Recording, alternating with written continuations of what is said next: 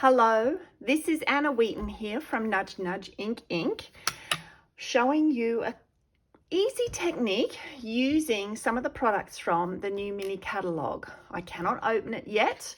It still is not D-Day. I'm worried that I'll accidentally open it. It starts on January the 4th, and as does Celebration. So Celebration is where you get the free items from this catalogue when you buy anything of $90 or more, and that is cumulative. So if you spend $180, you can buy 2 items, or there are also items that reward you for a $180 spend. So the one I can't show you the inside of those, but I can show you the products.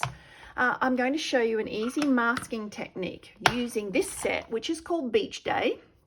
This is in the mini. And it also has matching dies, and in Stampin' Up's usual fashion, we have dies that will cut out the images in the stamps, and also some separate dies that are standalone ones. So you'll see, for example, that this is the lifeguard tower, but there's also this one, so you could actually cut and emboss. This cuts and emboss the shapes of the lifeguard tower. So a separate sort of construction.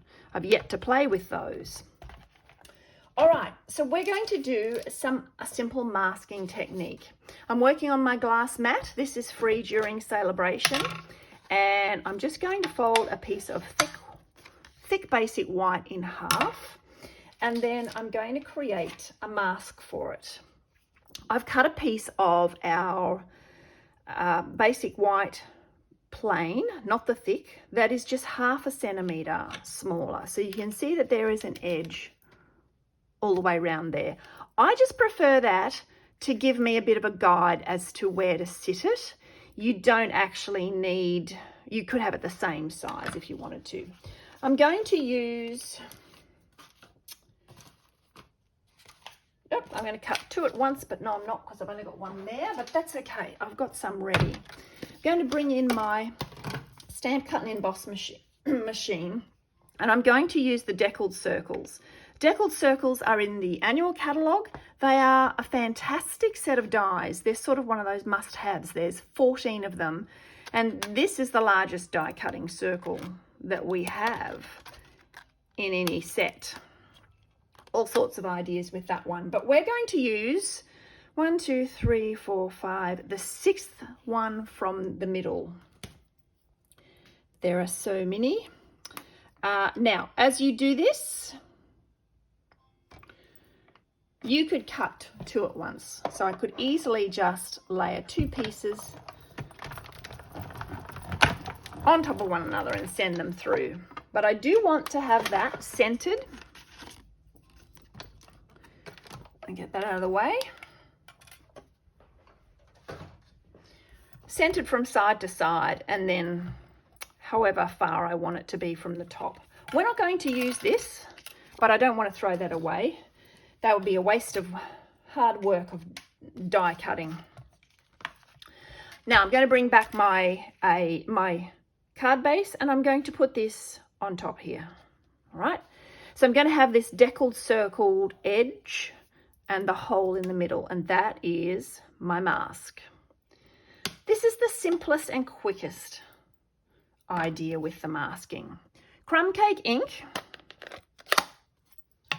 and one of my blending brushes, and we're thinking colors of sand and sky, or even sand and sea. Great thing about my glass mat is I can just start off the edge to get off the edge of that ink so that I don't have the harsh edge of it. And I come in and I'm just working in a swirling motion to add ink there. Now, the more ink that you add, the more defined your edges will be. And also, if you concentrate all that brushing around the edge, you'll get a nice detail there. So I'll just show you. I'm going to hold this so that it's in place and pull that aside. So you can see I get that deckled effect. A little bit different to just a plain circle. Now I'm going to do the same thing with my balmy blue.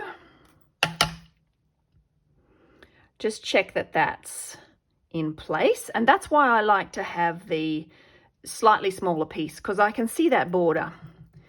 Back in with Balmy Blue. And I'm going to swirl that on so that it meets those edges and then it goes down to the C. So I'm getting just a bit of a mixing of the colors there. Right, no, I won't close those. I'll just put those out of the way. Lift that up, and there I have my masked edge piece in that deckled rectangle. Now, to add to that, no need to throw that away.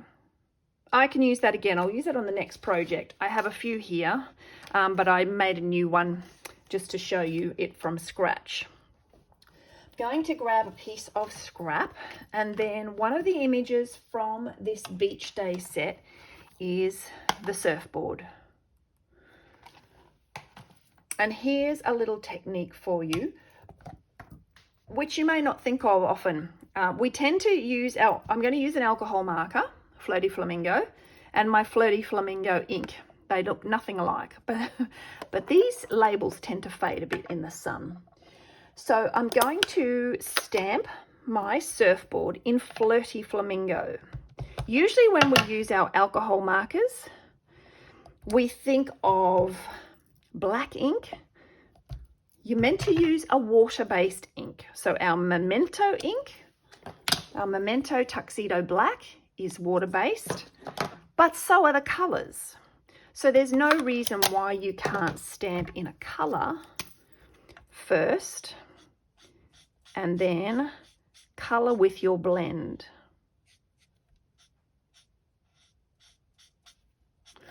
Like so. What I would suggest from my playing around with this is that you use the light color of the blends. So each blend comes in a light and a dark, but I like the contrast between the colouring in, oh, I missed a bit there, and the outline. And if I were to go for the dark, especially in some colours, they'd end up looking pretty much the same. So the outline and the colouring in. So I like to have that contrast. Okay. Now there is a die for cutting that out. And if you are worried about the die slipping, I think probably everyone knows the tip of just putting a piece of washi tape on there. Post-it note would work fine too, but that just takes a little longer, but so does stamping and colouring and having to cut again if it slips. Now imagine that that has gone through and it's turned blue. Now I've got 3 here I prepared earlier. Okay, so this is Balmy Blue ink coloured with light Balmy Blue alcohol marker, Stampin' Blend. That's the Flirty Flamingo, and then that is Fresh Freesia. So 3 surfboards. Going to flip those over and grab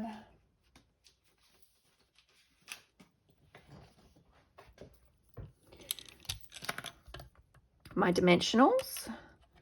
So these are the mini dimensionals. I'm using these so that I've got no worries about anything hanging over the edge.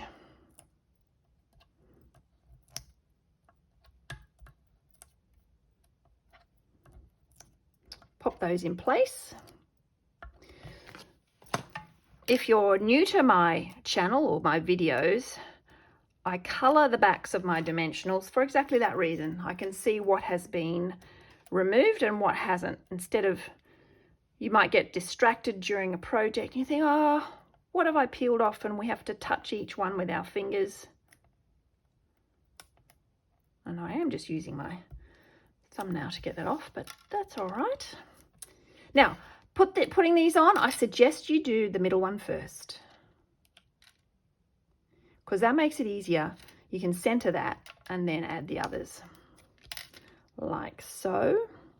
So I just want to make sure that whatever distance I put here between these two, I do the same between these two,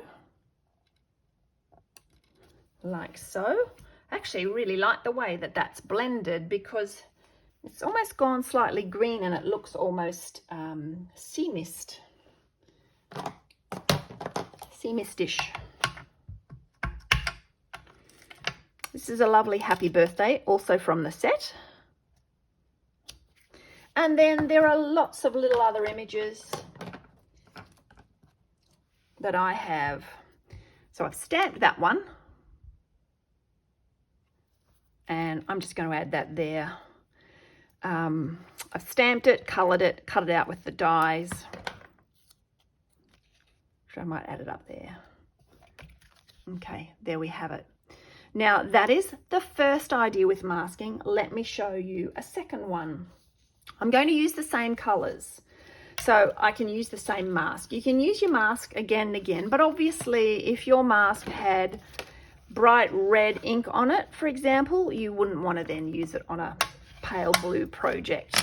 But if I was making a few of these, I just use the same one. This time round, instead of just having this sort of blending together, we're going to create a clear line. So this is using our masking paper. Our masking paper comes in a sheet this size. How big is that? 13 by 17.5, and it actually has a split down the middle, which makes it easy to remove the paper. However, I'm just going to cut it in half, and I'm just using half of it. And then in this set of dies, there are these two down the bottom. One is some waves and one is just the profile of a sand dune or the horizon. And I'm just going to put that down the middle. Let's send that through.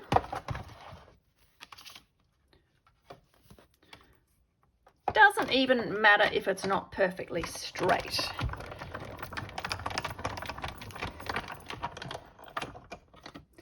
If you don't have the dies, it would be very easy just to hand cut that. But I know not everyone's confident with their hand cutting, and that's why we like our dies. So there's my split. Pull it apart. Now, I'll put one of them up there, put that aside, and then I'm going to peel off the backing of the other one. This can happen very easily, or it can be a pain. Oh, that's all working all right. And I've got my sticky side left. Throw away the backing. Now, this really is sticky, so you want to take away a little bit of the stick. So what we can do is put it on our skin, put it on our dress. You can't see that happening. Just to remove a little bit of the sticky. And I'm going to put it onto my project, just very lightly, because I want to check. Oh, that's good. I might actually angle this one a little bit more. I just want to make sure I put that it's, that's too far. Make sure that it's falling within the circle the way I want it to before I start. Yeah, that'll work. Okay. So this is masked off, and I'm going to put that back. Double masking. And if you don't have masking paper, of course, you could use just plain copy paper. This is covered, this is not, so I want the blue. I just have to concentrate on that choice so that I'm not doing the wrong thing, thinking that I'm using the other colour when that's actually the area that I'm covering. This is going on nice and strong blue. Okay, now remember how I left my borders. That's going to be important here. So I'm peeling this away. This is always a bit of magic. Peel this masking paper back on itself, gently, slowly. Don't just rip it off. You can see I've got a nice line there. Now, I want to do this part. So that's where this piece comes in, because it's the other half of the cutting. So it's not that it has to match here, it has to, oh, it does have to match here. It's going to go there, like that, because it's masking that piece. So the other thing, again, I have to concentrate. Oh, that's going to make things difficult. I've just ripped it in half. That's okay. Onto my arm a couple of times. Remove some stick. And then put it into position. That's better. Now that's a little bit of a fine margin to try and not get my crumb cake ink. So even though it's ripped, I'll add the other bit. I'll just put it over there, like so. Okay, let's put this back. So just really concentrate on these steps so that you're remembering which side it is that you want to mask.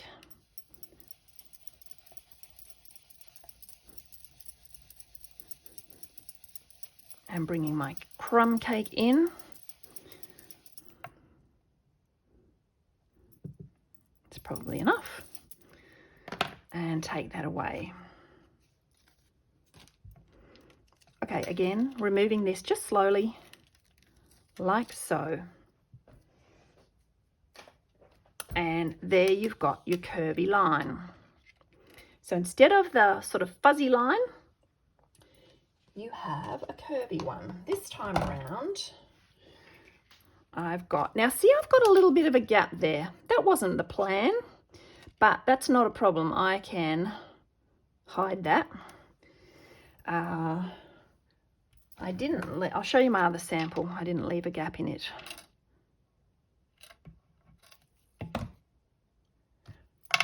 Once again, I'm adding little images that I have prepared from the stamp set. So here we have the umbrella. We've got a little beach chair to add to the scene.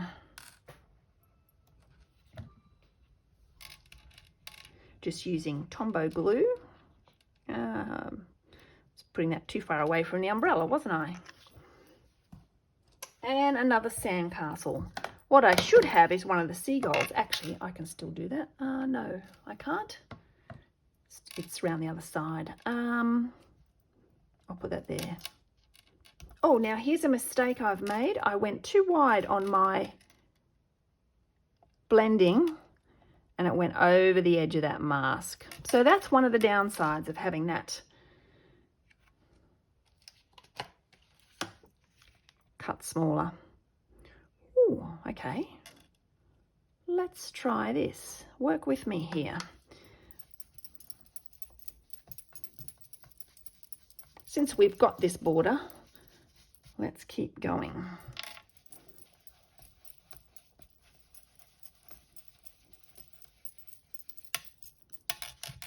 See what we think.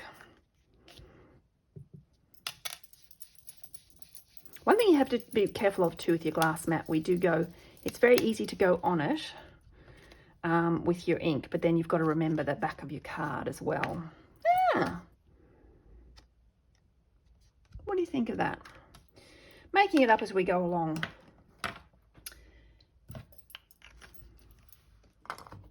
All right, let me add to that. I'm just going to clean that off. This is where I should use my chamois. This is the chamois that goes with the glass mat. However, as you can see, I haven't wet mine in preparation. That still works. It's rather crispy. Okay, at our greeting, there is another greeting that says, sending sunshine your way. There we go. I quite like that effect.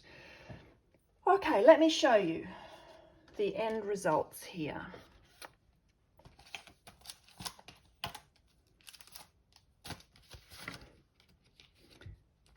these are the two that we just made, both with sandcastles. There is another one with the surfboards. So again, I've added little elements from the stamp set. That's just a spinny glue dot. Unintentional, but kind of cute. And the beach ball. So that is the one where we've just blended them. Then here is one where we've got the clear line. So you can just see a peek of it there and some of it there. And this one I've used another new product coming. This is called our mini alphabet dies. Really good size because you can actually spell out a word without it running off the edge of the card. So there you have it. 4 cards using that masking technique in 2 different ways. I hope that's been helpful. If you've liked the video, please give it a thumbs up and I'd love you to subscribe. Thank you. Bye.